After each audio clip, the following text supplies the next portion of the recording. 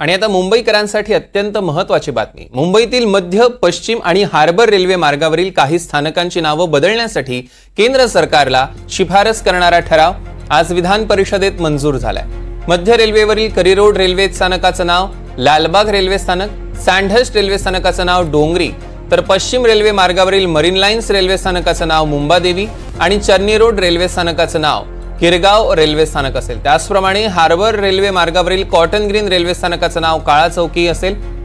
सँडहर्स्टचं डोंगरी, तर डॉकयार्ड रोडचं नाव माझगाव आणि किंग सर्कल रेल्वे स्थानकाचं नाव तीर्थंकर पार्श्वनाथ रेल्वे स्थानक करण्याची शिफारस या ठरावात करण्यात आली आहे। लालबाग रेल्वे स्थानक, सँडहर्स्ट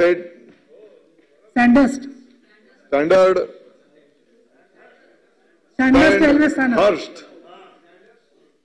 रोड रेल्वे स्थानकाचे नाव डोंगरी रेल्वे स्थानक,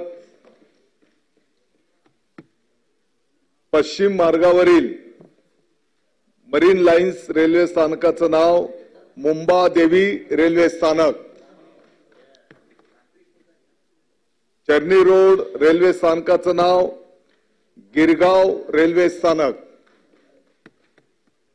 हार्बर रेल्वे मार्गावरील कॉटन ग्रीन रेल्वे स्थानकाचं नाव काळा चौकी रेल्वे स्थानक, सँडहर्स्ट रोड रेल्वे स्थानकाचं नाव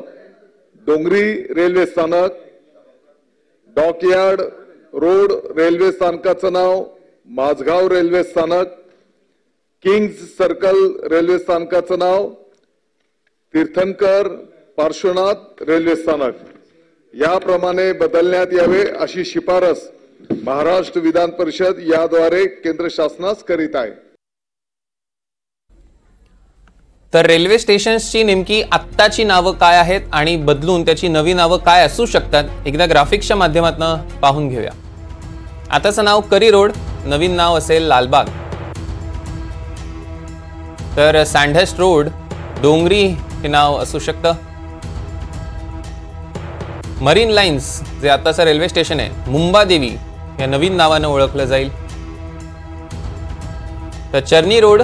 गिरगाव या नावानं ओळखलं जाईल, कॉटन ग्रीन काळा चौकी नावानं नवीन नाव असणार आहे, तर डॉकयार्ड रोड आत्ताचं नाव आहे माझगाव हे नवीन नाव असू शकतं, किंग सर्कल तीर्थंकर पार्श्वनाथ हे नवीन नाव असेल।